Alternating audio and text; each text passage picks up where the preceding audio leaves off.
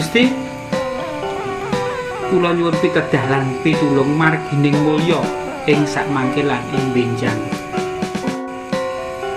Alirannya itu, kabelnya itu kan aliran darah. Itu yang membawa. Kenapa sikapnya harus benar? Itu karena itu. Jadi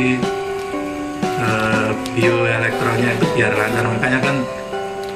Nah kan tadi kan kita membahasnya kalau mungkin dibilangnya rodok ketinggian atau rodok dhuwur, ya sebenarnya kan memang ya ini kan cuma ngobrol santai gitu. Cuma kan pada prakteknya kan itu kan ya masing-masing lah. Nah kalau saya sendiri ya kadang mending kadang enggak gitu kan. Jadi orang mesti juga gitu kan. Ya, itu saya akui itu memang Kadang meneng, kadang dewi. Kalau zaman saya dulu tuh ngomongkan kayak gini tuh pamali. Cuman karena kita memang niatnya untuk berdiskusi, niatnya untuk berbagi, jadi ya kita obrolkan secara basicnya itu kita di sini menerangkan dasarnya sejelas-jelasnya. Iya. Nanti kalau tingkat menengah atas mungkin bisa dibagi ke segmen selanjutnya.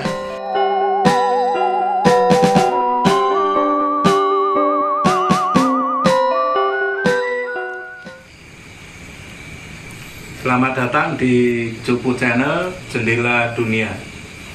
Kali ini kita akan membahas tentang patrap, macam-macam patrap dalam meditasi dan bermacam aliran atau cara untuk menuju atau mempersiapkan dalam meditasi. Monggo Mas Tono. Nah, kalau macam-macam patrap itu sebenarnya itu kan spesifik tiap aliran ini Mas Agung ya. Cuma untuk aliran yang saya dalami ini ya nggak ada namanya, wong ini saya dapat dari perjalanan pribadi gitu kan. Itu kalau saya praktekkan ya yang seperti episode sebelumnya itu kan, kita kalau bersila gini, ini yang kaki kanan ini di sini di dalam ini, terus ini kesini, ini pokoknya nggak numpang lah, tapi secara nganu relax itulah. Nah terus kan kita gini, ini cipto, rasa, karso. Setelah itu kita sebut nama Gustinya. Nah, nama Gustinya itu esensinya satu, cuma namanya bisa beda-beda. Tergantung kita nyebutnya siapa. Biasanya kalau saya nyebutnya itu kayak apa ya, acak gitu. Jadi apa yang kerentek yang pengen disebut ya itu yang nama Gustinya itu. Setelah itu mudra begini kan. Misalnya begini. Ya udah kita hening saja ini. Nah, ini kalau tadi yang saya jelaskan soal arah itu kan. Yang arah timur itu kita menerima, arah barat itu kita menyerahkan atau melepas, arah utara itu kita gerak, arah selatan itu kita diam. Yang timur barat itu sebagai perwakilan dari rasa, sedangkan utara selatan itu dari cipto kita. Itu kalau di saya gitu kan. Jadi ya memang sederhana gitulah kalau di saya itu, dan ya yang saya dapat ya semang seperti itu. Jadi tidak terlalu rumit. Cuma kan gini kan, tadi kan sempat kita bahas soal yang untuk yang paling dasar itu seperti apa toh. Yang jelas kalau yang paling dasar itu ya niat dan tekad. Kalau kita masuk ke sebuah aliran kejawen itu pasti kita akan namanya entah itu inisiasi atau penyelarasan atau ijazahan gitu kan. Itu bisa disuruh mandi kembang atau disuruh kungkum atau ditembangkan atau suruh dengan minum air putih atau laku tertentu itu sebagai awalan yang pertama kali itu sebelum kita dibuka itu loh, sebelum kita melanjutkan ke perjalanan istilahnya lebih lanjut itu kita harus dibuka dulu. Tapi dibuka ya rancu ya. Kan ada istilah dibuka mata batinnya. Oh itu iya, kan ya juga bisa. Itu udah beda kan. Dengan inisiasi kan udah beda. Tapi ya karena nganu sih, ya memang itu kayak penyelarasan lah istilahnya antara guru dan muridnya itu diselaraskan. Nek frekuensinya beda, si jine radione AM, si jine FM ora gathuk. Iya. Nah, pripun Mbah Sulis Patrap nek jenengan? Nah, sebelum ke Patrap kita kan ngobrol dulu tentang sebetulnya Patrap itu apa, kemudian fungsinya dan macam-macamnya mungkin Mbak. Ya, Patrap itu dalam bahasa lainnya adalah solah bowo atau sikap badan kita. Jadi sebelum menghadap kepada Tuhan atau siapapun namanya yang bisa disebut, itu pertama kali sebagai dasaran badan harus bersih. Setelah bersih kemudian memakai baju yang pantas. Ini bersih saya berarti harus keramas dulu atau gimana? Iya. Kalau pada awalan itu biasanya kalau di saya memang kalau kita mengambil waktu itu tengah malam, ya sebelum tengah malam itu kita mandi. Biasanya mandi jam 12, setelah mandi keramas, kemudian kita baru ganti pakaian, kemudian kita patrap atau manembah. Itu yang pertama.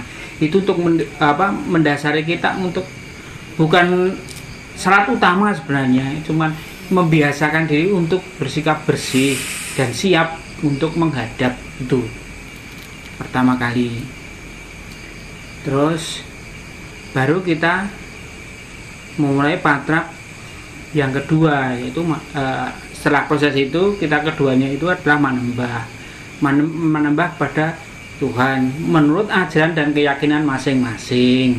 Bisa kalau biasanya di Muslim bisa pakai cara Muslim, pakai Katolik ya silahkan pakai Katolik, mau pakai Hindu, Buddha dan sebagainya silahkan, karena itu menurut keyakinan masing-masing yang diantepi. Kalau di Kejawen itu saya berpikir di Kejawen kebanyakan itu menghadap ke timur ya, kebanyakan. Tetapi Kejawen sendiri tidak mengharuskan menghadap ke timur sebenarnya, tapi untuk patra biasanya menghadap ke timur, bisa menghadap kemana saja. Kemudian sikap duduk, banyak orang Jawa kan bersila, makanya bersila yang ditata yaitu kaki kanan itu masuk sini, baru kaki ditutup kaki kiri. Tuh seperti tadi diterangkan Mas Tono tadi, sikap serilek begini, kemudian kita baru menambah kisi-kisinya tadi ada memuliakan, membesarkan nama Tuhan atau Gusti Allah, kemudian meminta maaf, kemudian baru meminta apa yang diinginkan, kemudian masuk ke fase hening atau yang disebut Mas Tono tadi wening gitu. Jadi memperhatikan nafas. Jadi yang kita, karena yang ini secara umum itu bisa didapat di mana saja ya, maka saya akan masuk ke wening itu secara saya simpelkan saja dulu. Untuk meditasi doyo itu posisi sama seperti ini, kemudian pengambilan posisi tangan itu sama, bisa begini, dari atas tarik turun masuk sini, berhenti di sini, di ulu hati, depan ulu hati. Kemudian doanya apa? Gusti, kula nyuwun pitedah lan pitulung margining mulya ing sak mangke lan ing benjang. Gusti, saya meminta jalan untuk kemuliaan sekarang dan besok. Itu artinya mulia itu bagaimana? Kemuliaan itu bukan perkara kecil pun bisa itu mulia. Contoh yang bisa dilihat yang senang merokok. Besok iso ngerokok wis nikmat. Itu kemuliaan. Kecilnya seperti itu. Itu padahal untuk doyo ya, Mbak? Iya. Itu doyo, lalu kemudian kita setelah berkata demikian kita wening. Menanti itu hanya simpel aja. Salah satu contoh yang pernah saya dapatkan dari satu aliran. Setelah wening itu nanti bagaimana akan timbul gerakan-gerakan. Nah, pas di situ di aliran tersebut tidak pas ini Semeditoyo ini diusahakan tenang. Tidak ada gerakan-gerakan.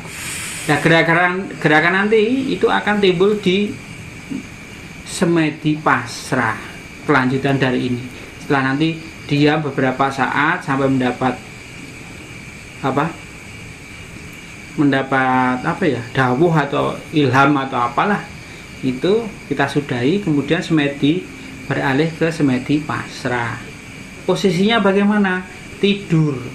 Seperti di episode sebelumnya, posisi tidur itu tergantung harinya di mana. Ya, nanti yang saya contohkan di sini karena terbatasan tempat ya, saya begini saja. Terus posisi tidur, tungkai kaki jadi satu, ini lurus. Kemudian posisi tangan, ya, maaf ya saya contohkan sekalian. Tungkai kaki jadi satu, lurus, tidur. Nah, maaf, ganjel. Ini posisi tangan kanan dulu di ulu hati, kemudian tangan kiri nutup. Nah, mujure pindah-pindah sesuai sesuai kalau arahnya kan sesuai pasar. Sesuai pasrah tadi. Ya. Kemudian kata-katanya, namung panjenengan dalam Gusti ing maaf itu tadi ya saya. Gusti kawula nyuwun pangapunten lan kawula masrahaken wejah gesang kula.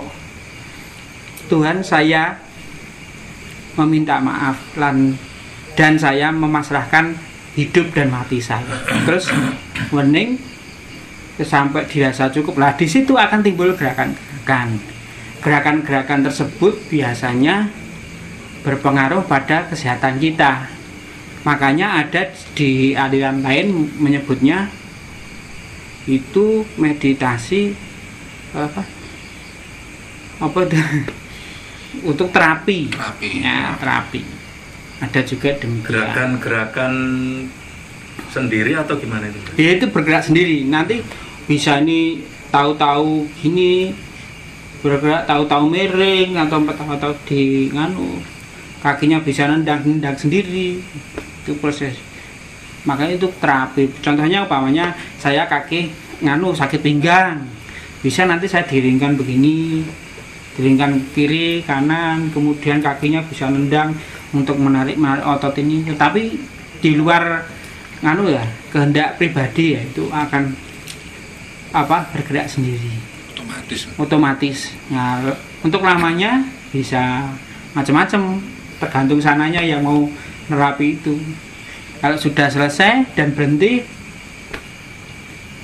Gusti matur nuwun, dah selesai. Kemudian bisa dilanjut tidur. Tidurnya ya nggak berubah dari itu, mujurnya demikian ya. Sampai pagi ya menghadapnya seperti itu. Tapi harus bangun dulu atau enggak bisa langsung tidur. Itu menurut salah satu aliran yang saya ketahui dulu. Belangone tinggu Mbak. Ya, ganjil itu. Ini loh. Bagaimana Mas Rino? Ada yang bisa disampaikan, di-share kepada? Jadi ketika berdoa, setahu saya kalau ini nambahin dari keterangannya Mbak Sulis tadi. Jadi untuk berdoa itu biasanya di lagu Jawa itu ada 3 hal utama. Saya hitungnya dulu ya, nggak tahu 3 hal atau enggak. Yang pertama itu sebelum tidur. Terus sebenarnya sih bangun tidur harus berdoa sih, cuman banyak yang lupa. Sebelum tidur sudah bangun tidur, sebelum mandi, sama sebelum makan besar. Jadi 4 lah hitungannya ya. 4. Nah, kenapa itu jadi hal yang cukup penting? Karena mandi itu mewakili kita ketika akan bebersih badan. Makan itu mewakili kita, jadi badan kita bisa tumbuh karena kita menyerap energi makanan. Jadi sebelum makan berdoa dulu, menyembah dulu. Terus tidur itu karena kita masuki alam alfa secara otomatis. Jadi setiap manusia butuh tidur. Jadi diusahakan sebelum tidur berdoa. Cuman yang kadang sering lupa itu bangun tidur.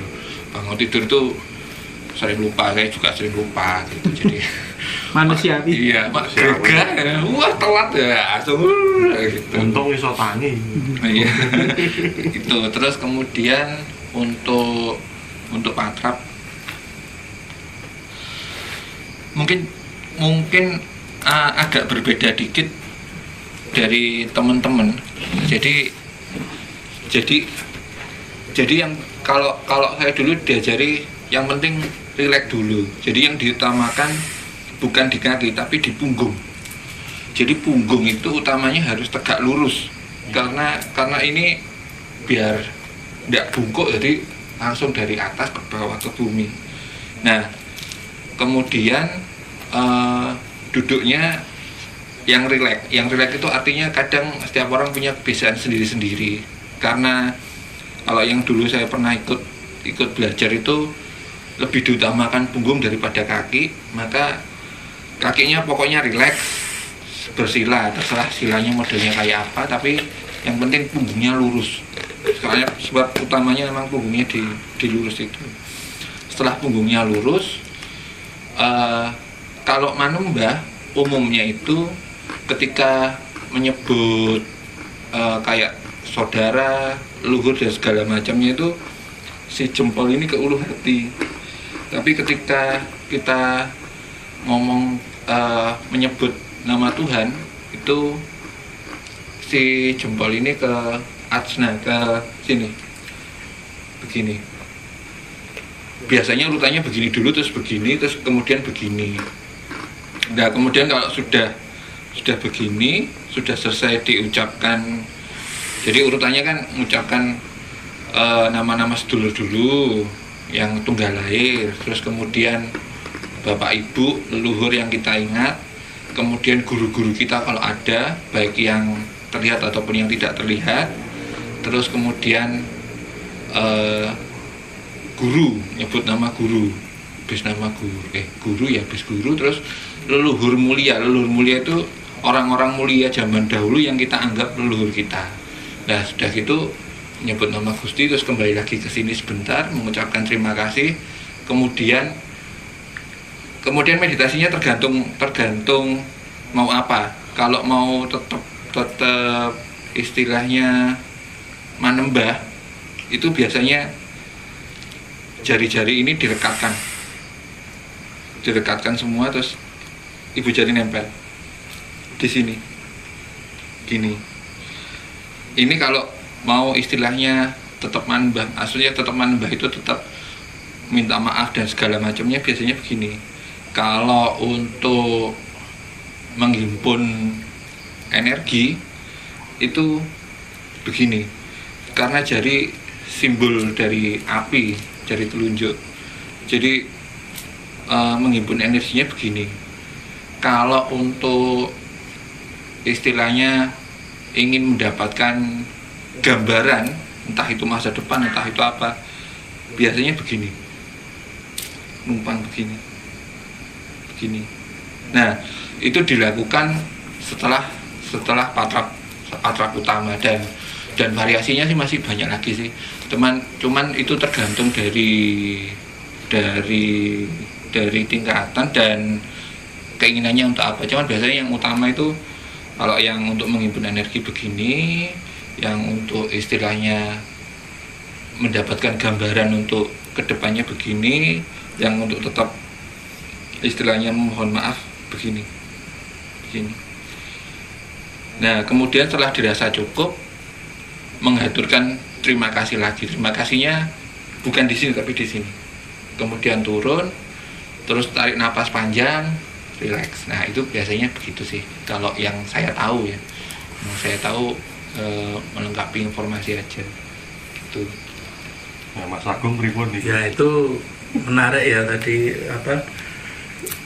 Mbak Sulis tadi yang meditasi pasrah ya, yang bergerak sendiri. Intinya kan itu sebetulnya gerakan bawah sadar. Jadi orang bisa bergerak sendiri karena dari bawah sadarnya itu. Nah, itu yang kalau orang nggak paham, orang tidak mendalami atau mungkin bukan di situ, itu kan dianggapnya itu digerakkan oleh Kerasukan. makhluk. Ya, kerasukan. Jadi kemungkinan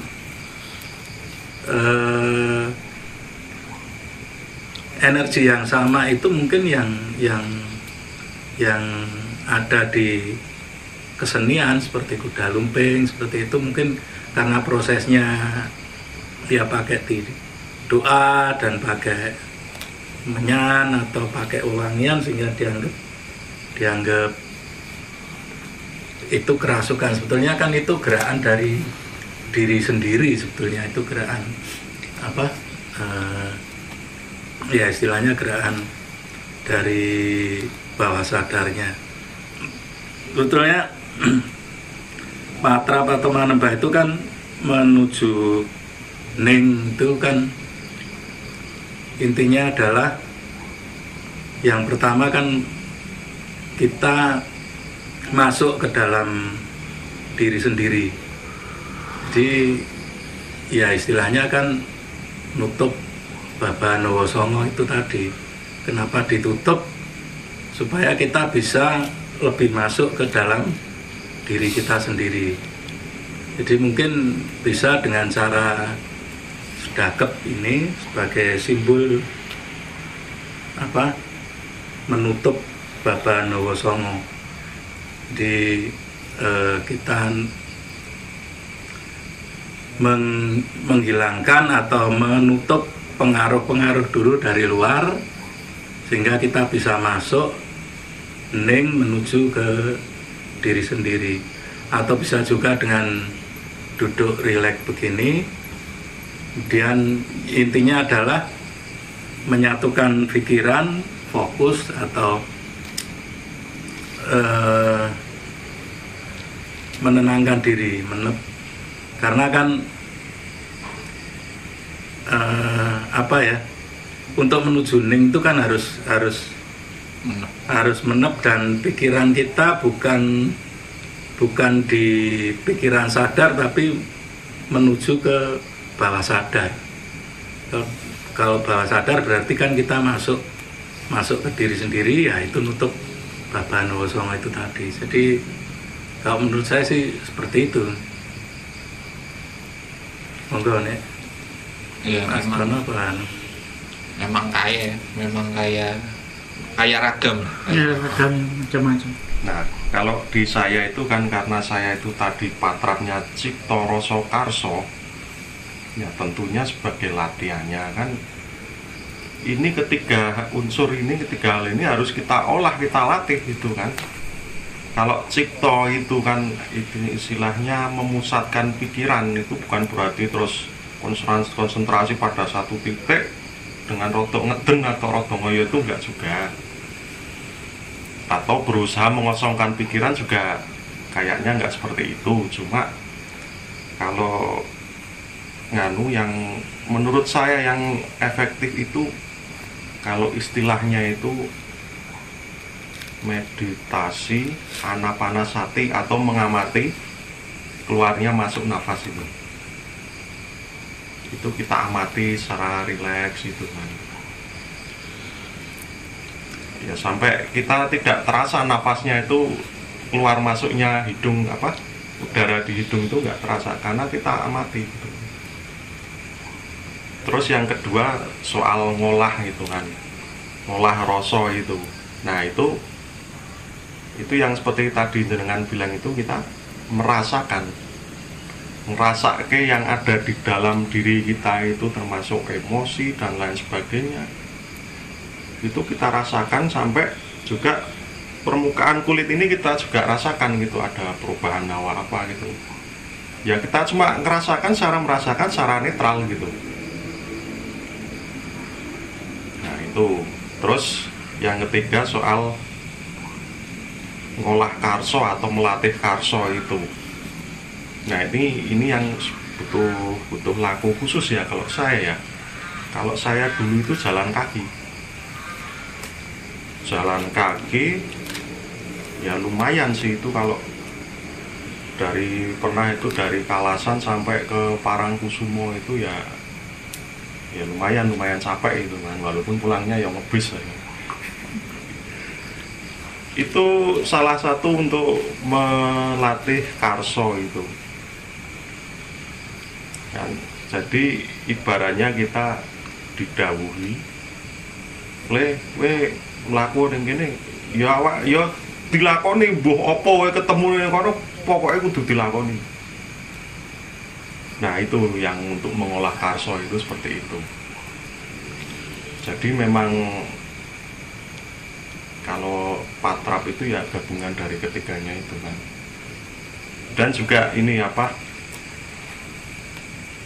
yang seperti Mas Rino tadi bilang itu, posisi punggung itu memang harus tegak lurus, usahakan tegak lurus, karena ini di sini kan tulang punggung atau basa Jawane itu ulo-ulo itu kan sebagai jalur energi utama kan di dalam tubuh kita itu kan.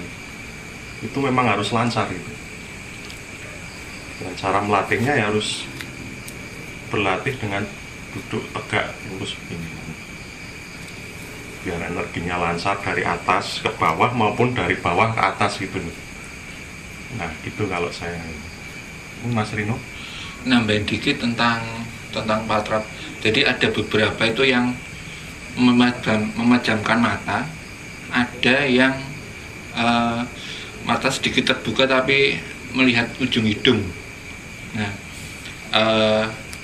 ada beberapa kelebihan dan kekurangan dari ketiga sikap itu dilakukan. Jadi kalau kita merem, kalau kita menutup mata, itu kadang kan di sini masih ada cahaya nih. Jadi kadang-kadang itu kita perlu, nggak tahu ya, kadang kayak ada kelopak yang lain nutup gini loh, kadang enggak. Itu kalau kita merem. Tapi kalau kita melihat ujung hidung itu fenomena kayak itu nggak terjadi. Jadi mata kita tetap terbuka dan kita tidak mempedulikan itu tadi fenomena kayak ada kelopak mata yang tertutup lagi. Itu kelebihan dan kekurangannya sih. Cuman kekurangannya kalau yang agak melek dikit itu kadang-kadang kalau yang nggak terbiasa nanti ada yang sliwer kaget. Entah itu daun ketiup angin atau apa. Itu kelebihan dan kekurangannya sih kalau yang mata. Terus kemudian kalau nafas, umumnya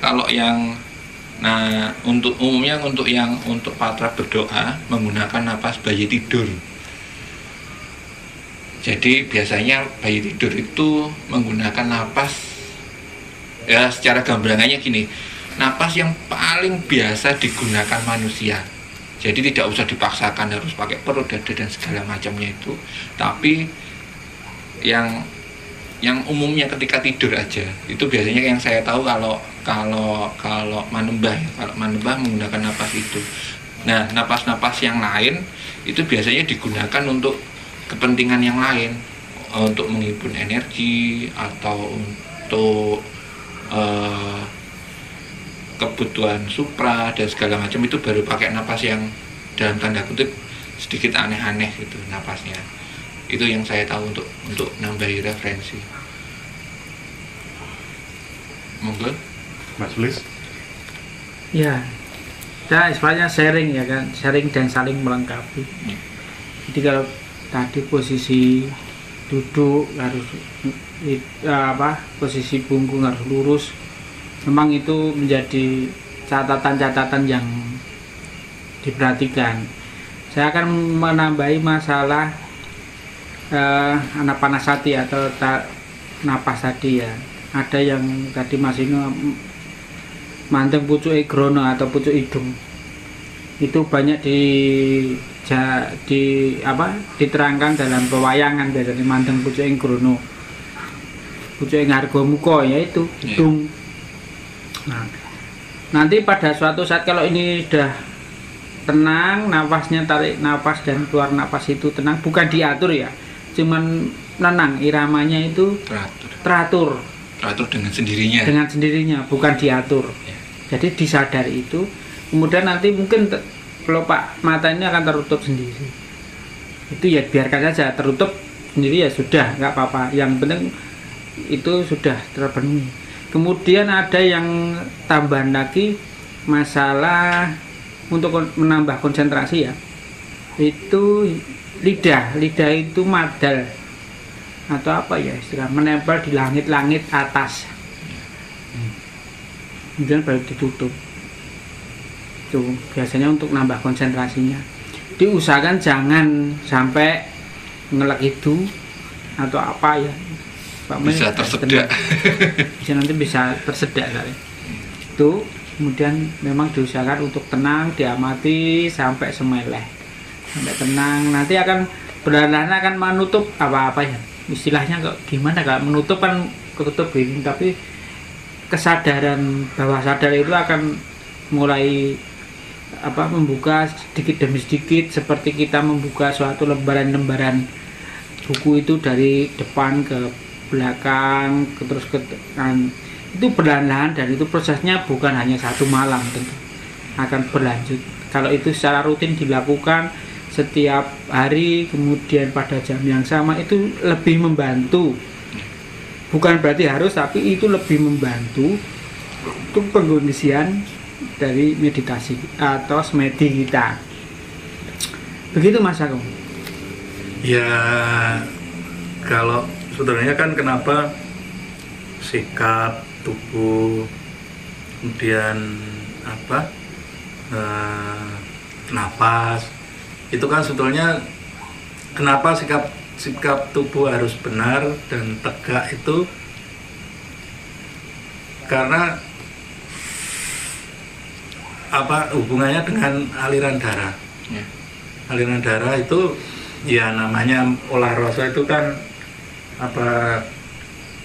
menuju ke bawah sadar, itu kan kita mau memanfaatkannya kan bioelektron tubuh. Nah, itu kan alirannya itu, kabelnya itu kan aliran darah, itu yang membawa. Kenapa sikapnya harus benar? Itu karena itu. Jadi bioelektronnya itu biar lancar, makanya kan harus jamas, ada yang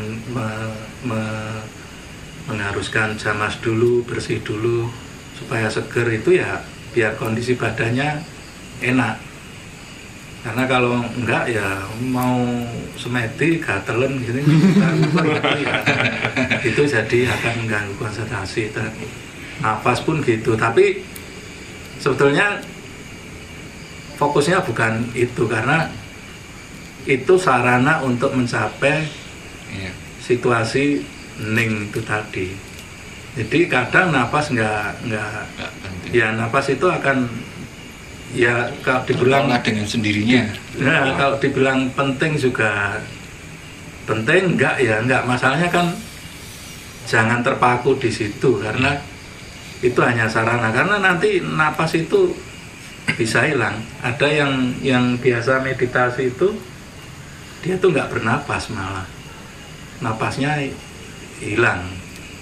Jadi sampai mungkin kalau diukur ya itu nggak mungkin kalau manusia sampai kuat segitu, tapi kalau yang udah biasa itu akan ke situ. Nah,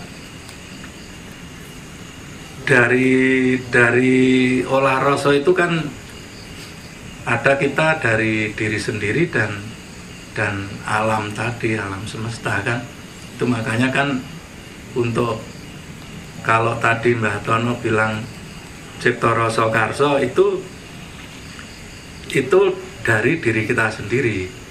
Nah, ada kalau saya pakai istilah itu manunggaling kawula Gusti itu sebetulnya manunggalnya manusia dengan alam semesta. Karena kenapa ada kawula dan Gusti, bukan berarti Gusti Tuhan, kawula itu manusia, tetapi ini berhubungan dengan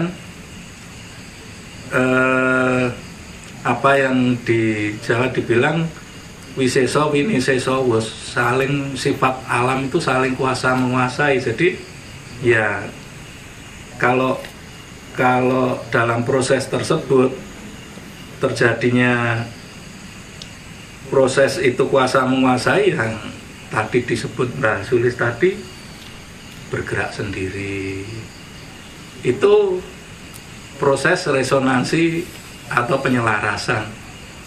Itu proses penyelarasannya, sehingga nanti akan dicapai akhirnya akan ning, diam ya Mbak, diam, dan kita akan menuju ke alam ning yang rasanya itu ayem, tentrem. Itu kalau sudah sampai situ ya itulah manunggale kawula Gusti, karena kedua alam ini sudah selaras. Ya Gustinya ya diri kita sendiri, alam mikrokosmos atau jagat gedenya di Jawa. Kalau orang Barat kan mikrokosmos kalau badan kita.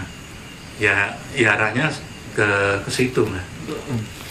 Jadi kalau saya juga ada pengalaman gitu kan kalau di Jawa itu ada istilah layap liupeng angluyup ya, atau bahasa yang secara umumnya itu pas liup-liup gitu.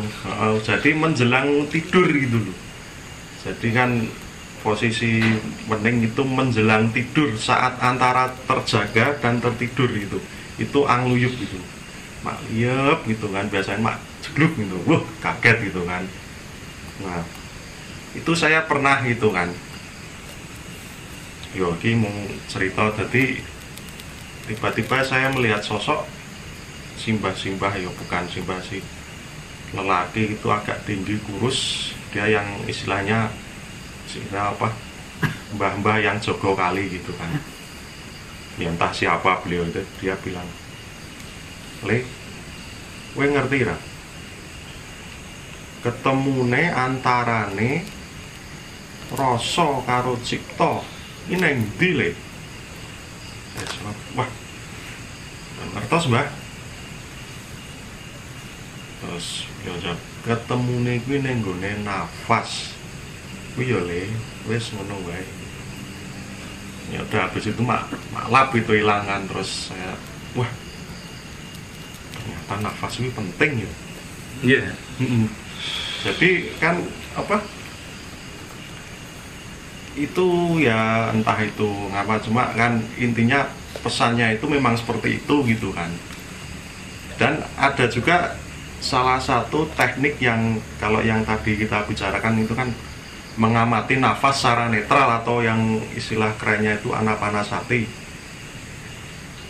Ada satu teknik lagi waktu kita istilahnya supaya wening cipta itu lebih bisa untuk mencapai ke situ, adalah yang kita amati itu titik jeda antara tarikan dan keluaran. Antara tarikan itu kan sesaat sebelum kita mengeluarkan itu kan ada titik hentinya. Nah, itu yang kita rasakan dan amati. Itu juga kalau kita titen gitu, telaten gitu, nanti kita akan cepat mencapai titik hening. Jadi di antara tarikan dan keluaran nafas itu. Nah, itu seperti itu. Pripun? Nambahi keterangan dari Mas Agung, Mbah Sulis dan Kang Tono. Jadi memang benar yang dikatakan Mas Agung itu kabelnya itu adalah darah. Tapi kalau kita bicara biologi, darah itu kan mengalirnya berhubungan sama oksigen. Makanya itu banyak pelaku-pelaku spiritual itu mendekati tempat-tempat yang beroksigen banyak atau ruangan-ruangan terbuka. Makanya banyak yang ke gunung atau ke lautan yang benar-benar terbuka karena mendekati oksigen itu sendiri, karena fungsinya untuk melancarkan peredaran darah. Jadi memang antara oksigen dan darah itu menjadi satu. Kalau kita bicara lebih detail tentang itu ke urusan biologis, itu nanti kan masuknya ke jantung, pompanya ke jantung. Nah, jantung itu yang sebenarnya akhirnya ada yang menyebutnya aliran segitiga. Segitiga itu tarik, tahan, lepas, ada yang kayak begitu. Ada lagi yang tarik sama lepas, itu macam-macam lah. Itu masuk ke teknik teknik apasa atau teknik nafas. Cuman biasanya kalau kita kembali lagi ke patrap, umumnya yang digunakan memang napas bayi tidur. Dan memang itu pengamatan saya bayi tidur itu ternyata bayi itu tidurnya juga beda-beda napasnya. Ada yang pakai napas perut, ada yang pakai napas dada, ada yang pakai napas macam-macam. Dan karena saya melihat itu akhirnya ya ternyata mengacu pada napas tidur kita sendiri. Jadi memang benar yang disampaikan teman-teman tadi bahwa itu adalah jalan awal untuk masuk ke sikap tenang. Walaupun nanti itu ketika sudah masuk ke diri kita sendiri itu sudah istilahnya sudah tidak dipikirkan lagi. Jadi napas, sikap dan segala macam itu sudah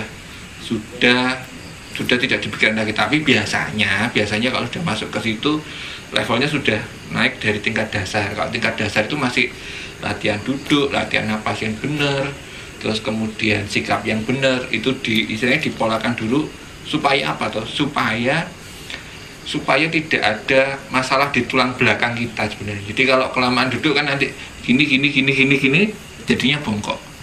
Sebab banyak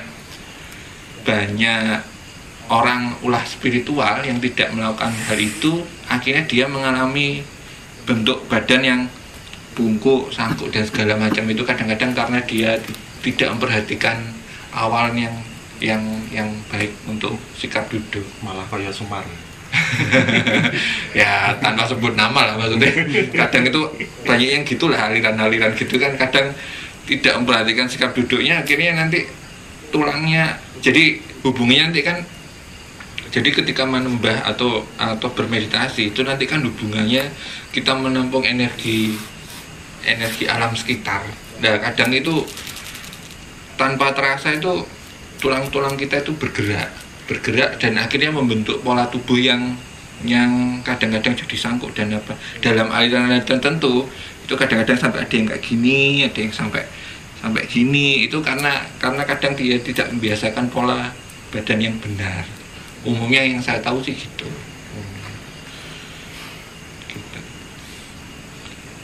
Atau ada lagi yang ditambahkan untuk masalah, soalnya ini sih tadi yang dibicarakan sudah melewati melewati dasar sebenarnya. Ya, kalau sikap duduk itu sebenarnya kalau dalam meditasi itu arahnya di pengolahan energi. Jadi ada yang pakai cakra, kemudian ada yang ini, jadi ada yang mengalirkan atau mengolah itu di belakang tulang punggung ini. Jadi untuk naik turunnya energi Makanya kan duduknya harus tegak, itu kan karena itu supaya lancar ininya. Iya. Sama juga dengan yang aliran yang menggunakan atau menggunakan jalan itu di depan. Ada juga yang muter depan belakang dipakai. Itu jadi sikap duduk itu memang pentingnya sebetulnya di situ, selain yang dijelaskan tadi. Jadi lebih banyak ke situ, termasuk posisi kepala. Iya. Itu karena itu akan berhubungan dengan memperlancar ke apa istilahnya perjalanan energinya itu biar lancar. Kemudian tadi apa ya, jadi nah ke arah hening tadi, ketika suasana antara sadar dan tidak, ya antara tidur dan tidak tadi, liap ngaluyup tadi, itu bisa jadi dua hal. Ketika itu bisa dimanfaatkan orang itu, satu apa yang istilahnya rogo sukmo tadi, ya rogo sukmo itu, jadi itu seolah-olah sukmanya keluar. Itu dalam kondisi itu tadi, kayak istilahnya apa, kerep itu apa, ketindian ya, itu ke situ. Atau kalau tidak ke situ ya ke suasana hening tadi. Kalau saya sih sepertinya fisik itu sudah nggak dirasakan lagi. Jadi ya nggak tahu, badan kita itu kayak hilang. Kita masih kita ada, tapi badannya kayak ambiar, nggak ada gitu. Jadi nah situasinya antara apa itu ya terang sih, terangnya terang, bukan terang siang, tapi kayak bulan purnama gitu. Dan rasanya ya tentrem, pokoknya sampai badan itu nggak ada, fisik kita udah nggak terasa lagi, bukan ngambang ya, tapi ya jadi. Nah makanya kan kalau di kisah Dewa Ruci itu kan masuk, itu kan ada alam toh, di situ ada alam semesta. Ya rasanya itu ya bisa merasakan sekitar, ya kalau kita melihat kan cuman 180 derajat. Nah ini kalau rasa seperti itu udah 360. 360 itu kan cuma sekeliling. 360 atas baru belum bawah atas. Jadi ya itulah, kalau istilah sekarang ambiar gitu, pokoknya dimensinya lebih luas lah itu. Ya. Kalau di nganu kan, kalau di Waruci itu kan ya. Kalau secara umum kan kita mengalami yang sama sekali tidak ada di bayangan kita sebelumnya, di pikiran kita. Ternyata hal yang seperti itu loh kok ada gitu kan. Ya. Cuma kan untuk yang seperti itu kan mungkin kalau pengalaman masuk ke situ kan jarang-jarang gitu kan, istilahnya nggak setiap hari, setiap tahun pun nggak gitu kalau saya gitu kan. Cuma kan kembali lagi ke patrap itu kan, istilahnya itu sebagai salah satu sikap dasar di dalam manembah gitu sendiri kan. Itu memang kalau sensasi itu sebenarnya ya kalau mau dianggap penting ya monggo, enggak ya juga nggak apa-apa. Cuma kan tetap yang ujungnya yang paling penting itu adalah wenang itu sendiri, aplikasinya kan. Iya. Setelah kita patrap terus manembah, terus wenangnya itu apa? Ya nanti kan jadi lelaku kita gitu kan. Lelaku kita untuk menghasilkan sebuah karya. Nah itu sebenarnya kan tujuan dari hidup kita itu kan secara lahiriah itu untuk menghasilkan karya atau bermanfaat bagi sesama. Nah itulah kalau saya itu. Mas Lis, Bunda. Ya, dari perbincangan tadi kita itu kalau saya merasakan itu sudah intermediate lah, pertengahan. Jadi mungkin ada teman-teman netizen yang belum sampai terakhir, tidak masalah. Yang penting itu bila mana mau melakukan itu disadari betul dan diniatkan betul. Tentu nanti sebelum apa yang diungkapkan tadi seperti Mas Agung, Kang Tono itu tadi mengungkapkan kepada posisi-posisi tersebut, tentu ada hal-hal lain yang mungkin akan membuat kaget atau membuat gumun atau membuat ada suasana lain yang belum pernah ditemui. Itu jangan lekas grogi atau bagaimanapun, tetap aja dilatih entah bagaimanapun caranya. Yang penting kita melakukan itu secara kontinu, terus kita lakukan. Nanti ada tahap-tahap tertentu seperti melihat cahaya, sorotnya seperti lampu di motor itu menerpa muka kita, lalu kita kaget geragapan. Itu tahap-tahap seperti itu ada nanti. Itu masih tahap awal, yang saya sebutkan tahap awal. Kalau yang tadi itu tahapnya intermediate, sudah melampau, sudah lepas dari tahap-tahapan tersebut. Bolehlah nanti kalau rekan-rekan yang nonton channel ini bisa mau menanyakan, silahkan, kami bersedia menjawab bagaimana harusnya bagaimana. Tapi yang penting kalau mau dipilih, entah mana yang akan dipilih dan dilakukan atau dari manapun, bukan dari sumber yang kita berikan, monggo. Itu kita hanya sebatas memberi gambaran secara umum. Secara pribadi tentu semua akan menemukan jati diri masing-masing yang tidak satu sama lain itu mungkin akan berbeda. Begitu Mas Agung? Ya, cuman ini tadi sama episode sebelumnya kan kita ngomongnya manembah. Kemudian di episode ini kita bicara tentang patrap, bagaimana menuju manembah. Cuman ujung-ujungnya kan kembali ke diri sendiri. Iya. Gusti Allah yang dikira tahu diceritakan. Mengolah rasa gitu kan. Pertama-tama memang kalau memang disebutkan pertama kali kita bicara itu Gusti Allah ki nanti. Kalau dibayangkan atau pertama kali awam itu akan menyebut ada jauh di sana, ada di atas. Apakah di atas itu di mana? Itu akan jauh. Tetapi lama-kelamaan dalam menyadari kita dari sisi kejauhan itu, kita menyadari diri kita Gusti Allah itu. Gusti dari singkatan bagus sing ati. Jadi kita melatih hati kita. Gusti Allah. Kalau Gusti Allah yang Gusti Allah katon itu ya orang tua kita itu yang menciptakan kita.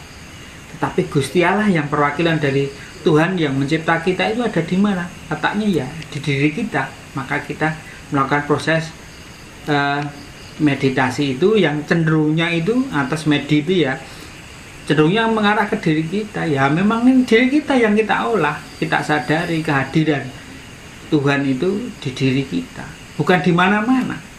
Kita cari di dalam diri kita. Nah, jadi kan ya seterusnya. Oh ya wes.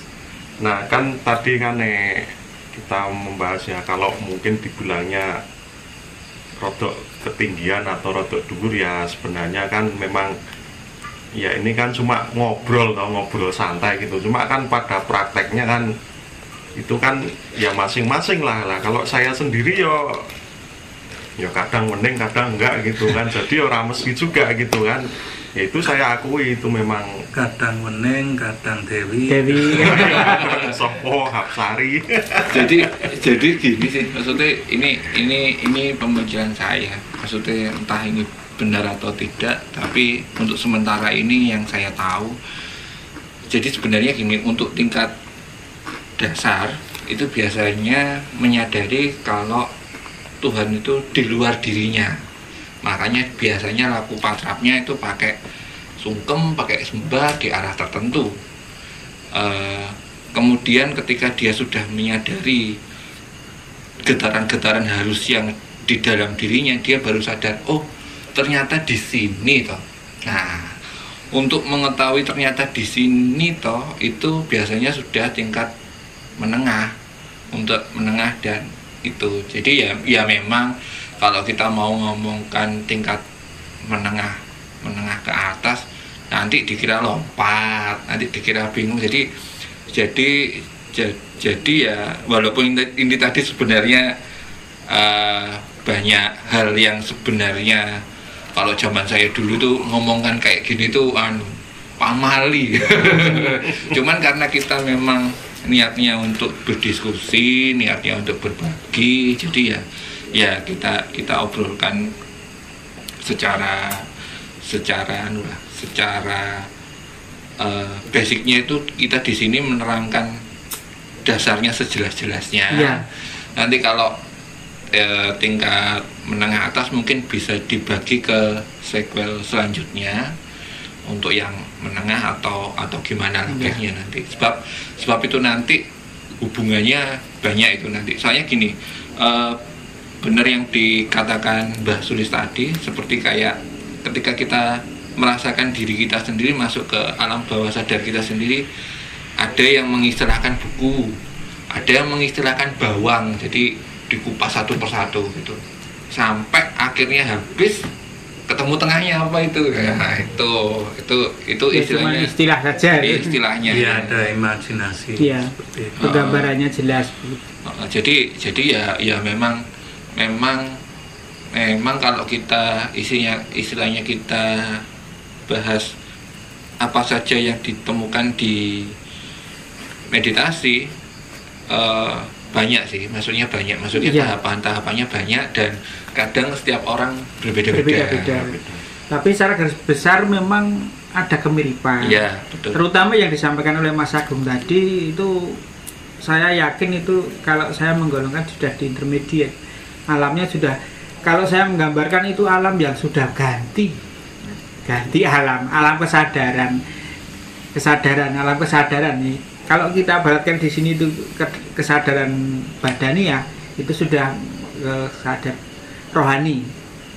Jadi kalau saya mengibaratkan sebelum mencapai itu pasti ada tahap-tahap tertentu yang akan dilalui bagi para pelaku. Kapan-kapan kita kupas tuh masuk ke sana caranya gimana ya? Bisa. Itu kan istilahnya berarti kan entah episode selanjutnya kita akan membahas mengolah rasa gitu ya, Pak ya. Tapi memang untuk sampai ke sana itu kalau zaman dulu untuk menyebut itu sudah pamali, bener yang dikatakan. Karena itu alamnya sudah ganti. Nah, tapi lucunya itu gini loh.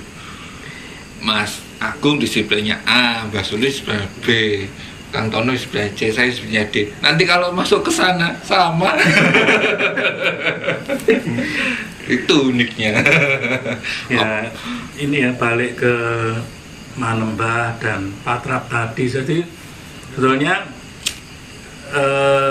dengan pola rasa, pola batin, semedi, semacam itu akan mempengaruhi ke jiwa kita, ke perilaku kita, sehingga mindset kita terbiasa untuk mengendalikan diri dan bersikap tenang, sehingga perilakunya akan terbentuk menjadi orang yang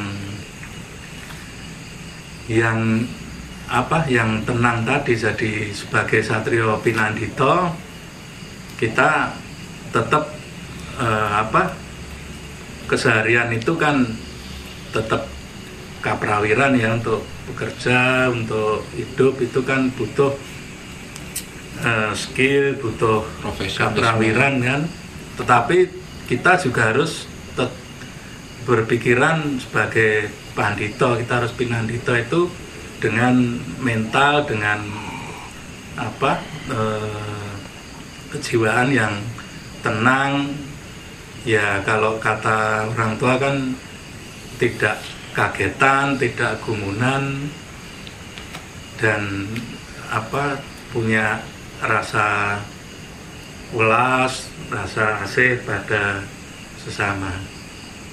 Nah, untuk mendalami atau membahas lebih dalam lagi, kita akan lanjutkan di episode berikutnya. Sampai ketemu di episode berikutnya.